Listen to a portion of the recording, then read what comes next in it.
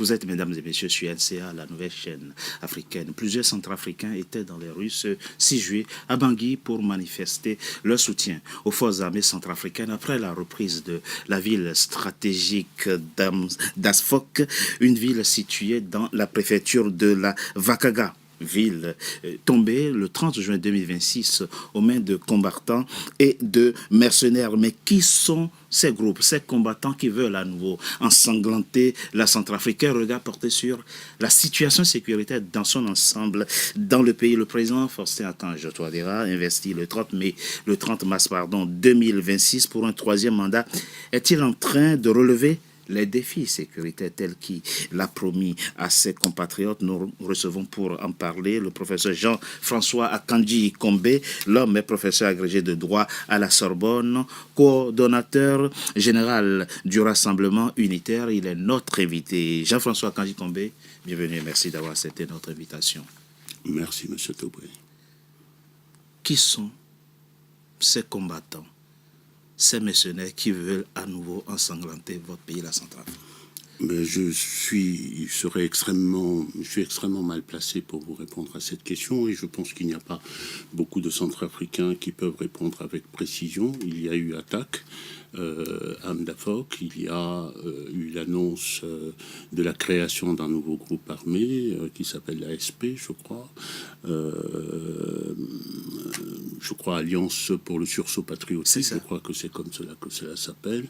Permettez-moi, surtout, puisque vous évoquez cette question, d'avoir une pensée pour les Centrafricains. Pour les Centrafricains d'Amdafok, de Birao, de la Vakaga, ceux qui sont morts. Avoir une pensée pour leur famille et puis avoir une pensée également pour le très grand nombre de personnes qui ont dû se déplacer de leur domicile, qui sont dans la brousse, qui errent actuellement. Ce sont des circonstances qui réveillent des souvenirs extrêmement douloureux en République centrafricaine et qui réveillent même, je dirais, des traumatismes. Il y a beaucoup d'images qui circulent sur les réseaux sociaux et ces images-là ne peuvent que susciter, je dirais, la peur d'abord et puis faire revivre des souvenirs du temps de la Séléka. Et je crois que ce sont des circonstances extrêmement graves qu'il faut prendre avec gravité. Également prendre avec calme. Il y a beaucoup d'agitation en ce moment autour de ce qui est en train de se passer. C'est un moment dramatique pour notre pays. Nous y reviendrons peut-être mais comment à partir de questions. Justement, cette situation, on pensait que votre pays était plus ou moins est sécurisé, mais là on voit que la situation est fragile, il y a des déplacés comme vous le dites, il y a des morts, et même dans la foulée il y a même un prêtre qui a perdu la vie il y a quelques jours, il vient d'être enterré. Comment expliquer cette situation qui est devenue soudain volatile? Alors, le décès de l'abbé Crépin Martial Monga, c'est comme ça. Une pensée pour lui et cela qu'il s'appelle. Et j'aimerais bien que nous y revenions un tout petit peu après, parce que c'est une situation là aussi extrêmement grave et extrêmement significative de ce qui se passe dans notre pays. Mais pour revenir à votre question initiale, qu'est-ce qui explique que l'on en arrive là? On croyait qu'on avait atteint un état de sécurité dans le pays, et d'ailleurs c'était le discours officiel, mais souvenez-vous, Monsieur Togbé, vous avez eu l'amitié de m'inviter plusieurs fois sur votre chaîne. Vous m'avez interviewé plusieurs fois et je n'ai cessé, que ce soit au nom du Conseil de résistance et de transition, que ce soit au nom du Rassemblement unitaire, je n'ai cessé de vous dire alerte, alerte, alerte. La situation centrafricaine telle qu'elle est en train d'évoluer, le pouvoir est en train de planter les graines du malheur. Pas plus tard qu'au mois de novembre, le Rassemblement unitaire a publié un communiqué qui était intitulé ainsi « Alerte d'avant-crise en République centrafricaine » parce que les graines de ce mal-là ont été plantées et enracinées depuis longtemps. C'est l'exclusion de tous les Centrafricains de l'espace public. C'est la perte de notre territoire. C'est le fait que notre pouvoir a été capté par des forces étrangères ou au profit d'intérêts privés et des forces étrangères telles que les Wagner. Nous reviendrons tout à l'heure sur la question des Wagner et des Wagner noirs notamment, tels que les Rwandais, tels que tous les mafieux qui existent sur la terre sont là, gèrent ce pays, occupent ce territoire. Et les Centrafricains n'ont pas droit à la parole, ils ont le droit d'être enlevés, ils ont le droit, s'ils veulent manifester, d'avoir une interdiction de manifestation, ils sont réprimés dans leur pays, on utilise la justice pour les condamner et pour les exclure, ils sont exilés et aucune voix. Lorsque vous enlevez toutes les possibilités à une population, à un peuple de parler, quelles sont les autres voies qui restent? Alors, et par ailleurs, permettez-moi de le dire, je ne justifie pas du tout la prise d'armes. Nous avons fait le choix au Rassemblement unitaire, nous avons fait le choix d'avoir une démarche républicaine, d'avoir une démarche citoyenne,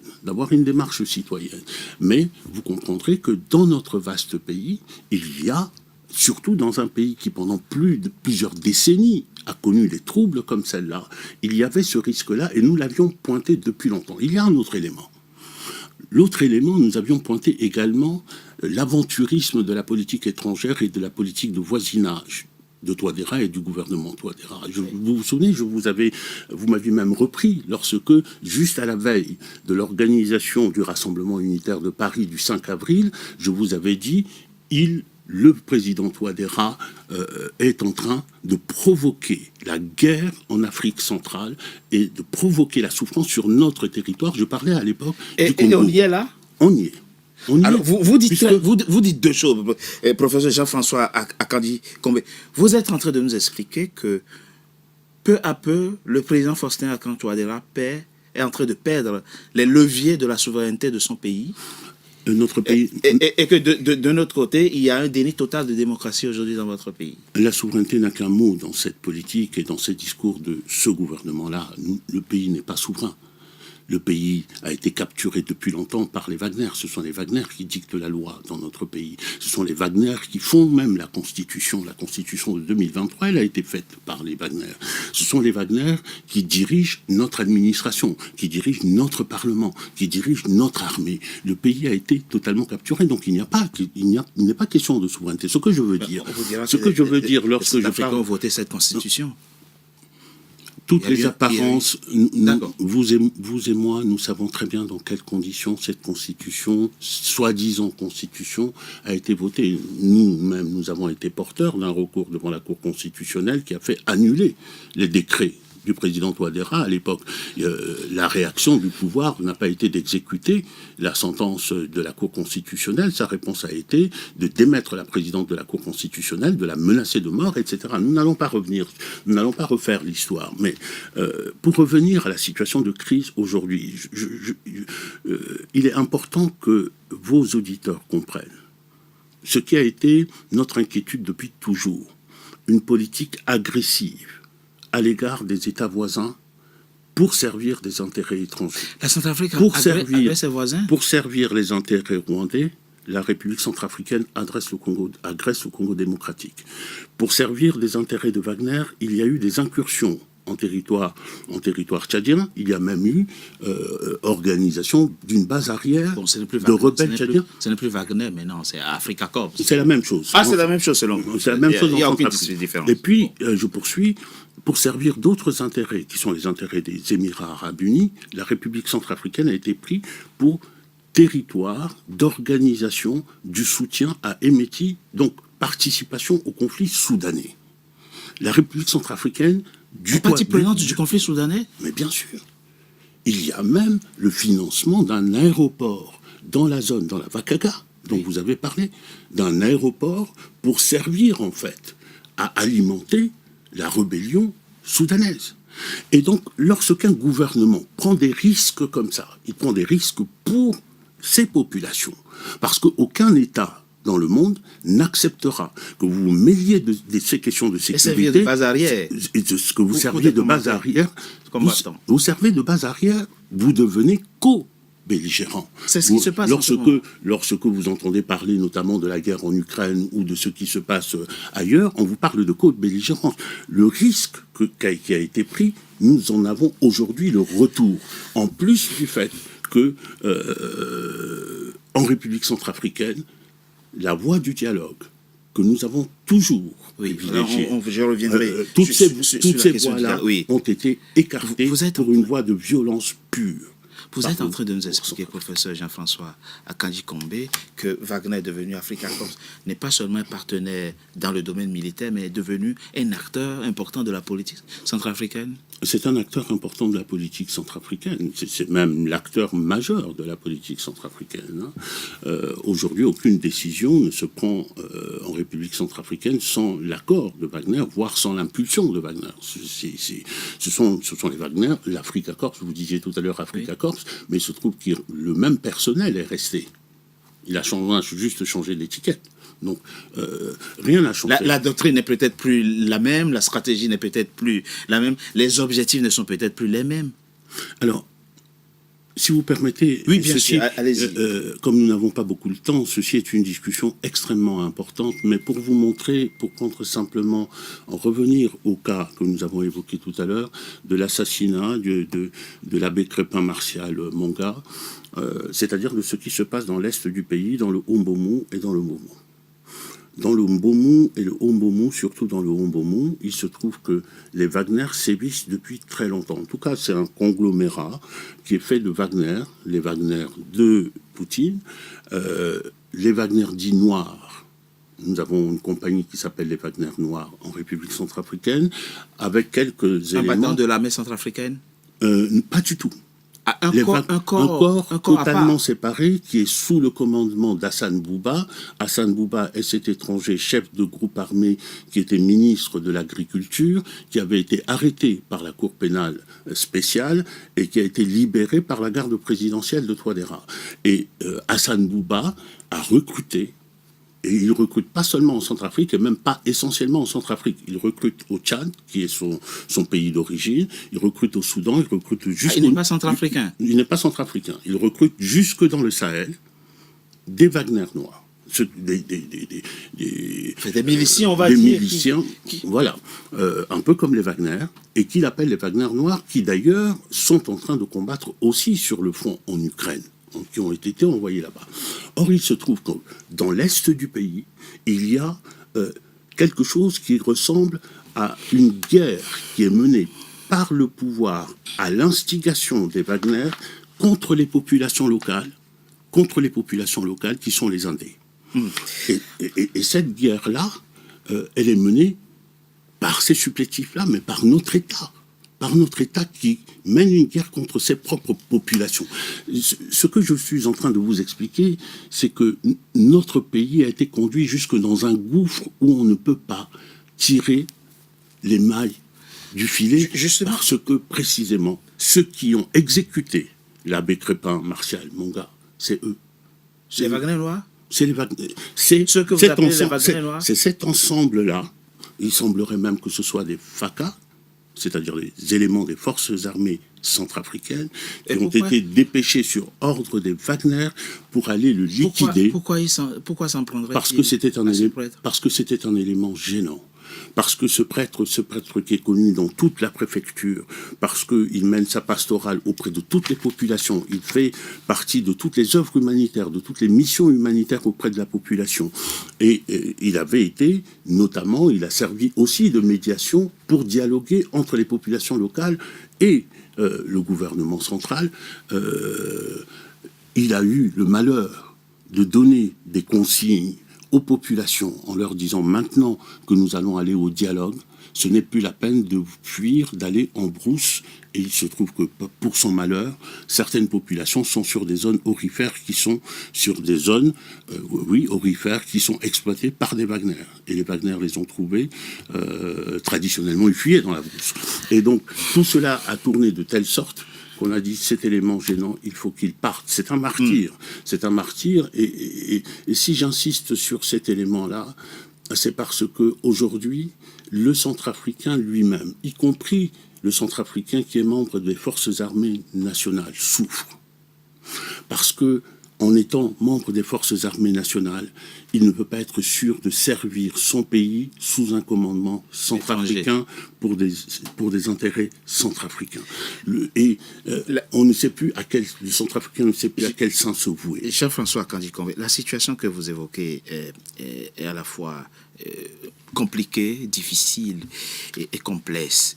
Mais normalement, lorsque un pays se retrouve en situation de perdre sa souveraineté, comme vous le dites, et son intégrité du fait des agressions multiples par des acteurs étrangers, les acteurs politiques internes se donnent la main. Oui. Parce que le bien commun, c'est le pays. C'est ce que vous avez. Comment comprendre la difficulté que vous, homme politique centrafricain, pouvoir et opposition, comment comprendre la difficulté que vous avez à parler d'un même langage, à vous donner la main et à trouver ensemble des solutions consensuelles aux défis auxquels vous faites face? La politique, c'est la vie. Et la vie, c'est aussi les divergences d'intérêts ou des divergences de vision. Et ceci, il faut l'assumer comme un élément de la vie. Mais nous, au Rassemblement unitaire, nous avons fait le choix, non pas de nous interroger sur les raisons qui font que, ou de nous plaindre du fait qu'il y a division. Nous avons fait le choix d'œuvrer quotidiennement pour le rassemblement. C'est d'ailleurs d'où l'appellation Rassemblement unitaire, et peut-être que nous y reviendrons tout à l'heure avec l'initiative oui, bien sûr, les consultations centrafricaines. En tout cas, en permanence, nous œuvrons l'unité, ne serait-ce que l'unité des partis qui partagent les mêmes vues. D'abord, le fait qu'ils partagent la même analyse de la situation du pays, à savoir que nous sommes aujourd'hui dans l'impasse, par exemple, oui. À savoir que chez nous, la gouvernance, ça ne va pas. À savoir que les Centrafricains souffrent et ont besoin, sur leur terre, au moins de manger à leur faim, de boire de l'eau potable, d'avoir des structures de santé. Tous ceux qui partagent ces vues-là, au moins qu'ils se réunissent pour une gouvernance nouvelle, une gouvernance rénovée de la République centrafricaine, une renaissance centrafricaine en somme. Et donc nous avons décidé de travailler à ça. Le reste, bien sûr, c'est un chemin qui n'est pas pavé que de bonnes intentions, n'est-ce pas? C'est un chemin qui peut être pavé de difficultés, mais nous sommes prêts à affronter ces difficultés-là. D'ailleurs, nous les affrontons. Et il nous faut discuter. Continuer à discuter, essayer d'aplanir pour nous unir, parce que ce n'est que de cette manière-là, entre Centrafricains, pour reprendre possession de notre territoire, pour reprendre possession de notre pays et de notre destin. Alors je l'ai dit, homme politique centrafricain, vous êtes très actif et très engagé et politiquement. Alors c'est ce que vous venez de dire, c'est le sens des consultations citoyennes centrafricaines que vous venez de lancer, puisque vous avez rendu public un document cadre contenant à la fois les objectifs, les stratégies, les moyens que vous entendez mettre en œuvre pour impacter positivement la vie politique de votre pays. C'est ça qu'il faut comprendre. C'est bien ça qu'il faut comprendre. Et il faut comprendre aussi que pour nous, l'enjeu, l'un des premiers enjeux aujourd'hui, c'est de rappeler au monde, mais peut-être plus encore aux Centrafricains, qu'il y a un génie centrafricain. Notre histoire nous montre qu'il y a un génie centrafricain positif pour penser notre avenir, pour tracer notre avenir, pour trouver les solutions nous-mêmes à nos difficultés. Ce génie centrafricain, il est à la disposition en principe des gouvernements. Oui. Et le gouvernement, il lui appartient de lancer le type d'initiative que nous avons lancé. D'ailleurs, nous nous sommes fortement inspirés d'une initiative qui avait été lancée sous la transition de Samba Panza, à savoir les consultations populaires à la base, qui était l'une des premières fois, la première fois d'ailleurs, où tous les Centrafricains sur toute l'étendue du territoire ont été interrogés sur ce qu'ils voulaient pour leur pays.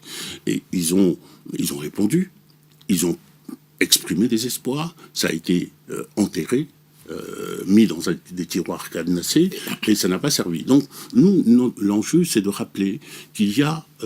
les Centrafricains sont capables, eux-mêmes, quels qu'ils soient, où qu'ils habitent, qu'ils soient en Centrafrique ou dans la diaspora... C'est à l'endroit de tous les Centrafricains, votre appel. Qu'ils soient à l'endroit de tous les Centrafricains, quels qu'ils soient, quelle que soit leur religion, quel que soit leur niveau d'éducation, quelle que soit leur naissance, quel que soit leur lieu de résidence, ces Centrafricains unis sont capables de produire le meilleur et donc sont capables de penser leur pays, l'avenir de leur pays, des solutions pour les grandes difficultés que le pays traverse. La seule solution et la seule issue pour nous, elle est d'interroger les Centrafricains, d'écouter les Centrafricains et ensuite d'accepter, d'exécuter ce que la volonté des Centrafricains. Il y aura une synthèse à la fin. Il y aura bien sûr une synthèse à la fin, que vous enverrez au président centrafricain. Il y aura une synthèse à la fin, mais je ne vais pas anticiper sur le cours des consultations. Nous aurons aussi à décider ensemble de ce que nous allons faire du résultat de ces consultations. Nous lançons ce... Et d'ailleurs, si aujourd'hui, que ce soit ce pouvoir-là ou que ce soit un autre pouvoir qui arrive, notre exigence, et c'est une manière aussi pour nous de dire que on ne prend pas le pouvoir pour le pouvoir ou on n'exerce pas le pouvoir pour le pouvoir. Oui. Il faut l'exercer pour un projet. Et ce projet, il doit émaner des Centrafricains. Il doit être élaboré par des Centrafricains. Et donc, ceci sera à la disposition de toute personne qui entendra exercer le pouvoir en République centrafricaine. Et je pense que de cette manière-là, on aura remis, je dirais, le monde centrafricain, le pays, dans le bon sens. Dans le bon sens, parce que le pouvoir en République centrafricaine, il faut enfin qu'il revienne aux Centrafricains. Jean-François Kandji Combé, homme politique centrafricain, professeur agrégé de droit à la Sorbonne, coordonnateur général du Rassemblement unitaire. Merci d'avoir été là. Je vous remercie. Mesdames et messieurs, c'était notre invité. Merci d'avoir été nombreux à notre compagnie. Restez fidèles à nos programmes. À très bientôt pour un nouveau numéro de notre invité.